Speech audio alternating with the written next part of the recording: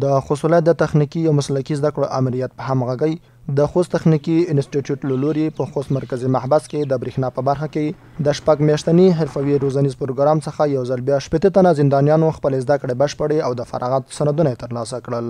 په همدې اړه د نیول شوی مراسمو پر مهال د خوست میخانیکي انسټیټیوټ مسؤلینو وویل چې یاد زده کړیز پروګرام د زندانیانو لپاره خورا ګټور دی. د دوی په خبره چې دا ډول پروګرامونه د مهارتونو د لوړولو ترڅنګ د مسلکي ظرفیتونو په پیاوړتیا کې مهم رول لري.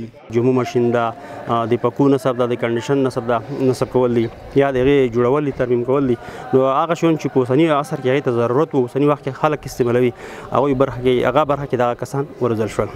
مونږ کوشش کوو چې نه یوازې د برکو دلته بل دور رښتیا فعال شي لکه ماشینکري یا خیاطي یا ګلوزي د دې لپاره چې دا کوم کسان چې دلته نیول شوي یا رغلي دي نیول شوي دي بندول شوي دي دا اکثره په نشیتو مختا کسان دي. د دې لپاره چې دا کسان چې کله کور ته ستنېږي او د دې نه ټولنه په امن کې وي او د کور لپاره حلاله نه په کام ګټي. د خوست ولایت د مرکزی زندان مسؤل د خوست ولایت د تخنیکي او مسلکي زده کړو امریت له هڅو او همکارۍ مننه وکړه او زیاتونه چې په اوس وخت کې زندانیانو د نورو اړوندو اسانتیاوو ترڅنګ په بیلابېلو برخو کې د زده کړو زمینه هم مساعده شوې چې باید ورڅخه سمه ګټه واخلي. الحمدلله دا محاسبه دا کوشش ده چې د بندیانو لپاره لا کوشش وکړو چې څومره بندیان چې موږ سره دي دا به ټول وروزل شي که د حرفوي زده کړو په بخش کې وي که د خیاطي په بخش کې وي.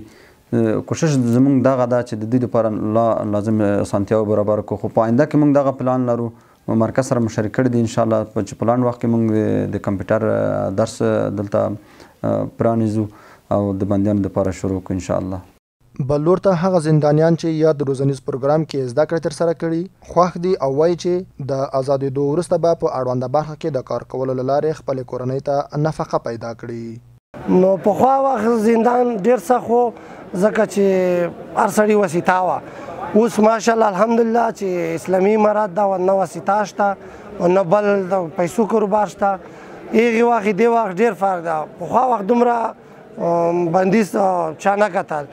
اوس څوک ملایان شول څوک انجینران شول امو دا دریم کول ده چې دلته غونډې جلسې وشوې حافظان مو موږ لرو په دا زندان کې. پخوا وخت دا کورونه نه و.